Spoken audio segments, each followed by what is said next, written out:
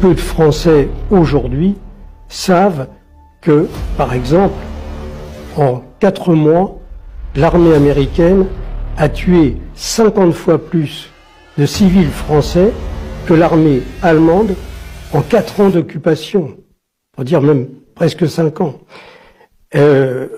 Vous avez, je cite dans le livre, Henri Amouroux, qui est un historien reconnu, qui a fait un travail énorme sur la Deuxième Guerre mondiale, et qui cite le nombre de civils tués rien qu'en Normandie, en l'espace de 3 mois, c'est-à-dire depuis le 6 juin jusqu'au 1er septembre, il y a eu plus de 50 000 civils tués en Normandie, rien qu'en Normandie. C'est-à-dire que sur cette période, au niveau de la guerre, on peut dire qu'il y a eu environ 100 000 Français civils tués par l'aviation américaine, environ 300 000 invalides, et on dénombre plus de 300 000 immeubles et maisons détruites.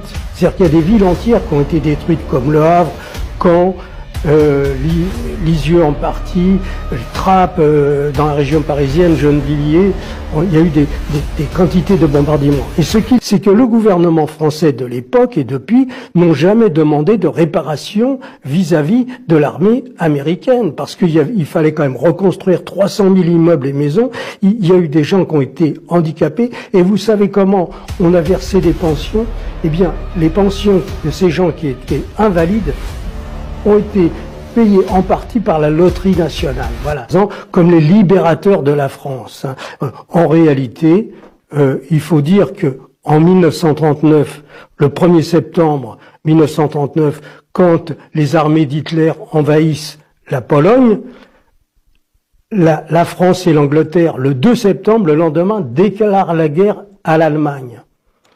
Et les Américains, eux, n'interviennent pas. Ils n'interviennent pas en 1939, ils n'interviennent pas en 1940, ils n'interviennent pas en 1941.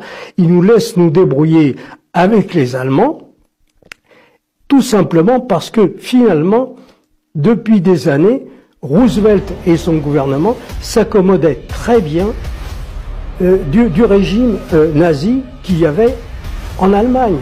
Parce que pour eux, c'était, si vous voulez, la protection contre l'Union soviétique et surtout contre le communisme qui allait se répandre en France, en Italie, en Espagne et partout. Donc les Américains, eux, s'entendaient très bien avec Hitler et les nazis. Alors il ne faut pas du tout nous raconter l'histoire qu'on nous raconte depuis des années, qu'ils nous ont libérés.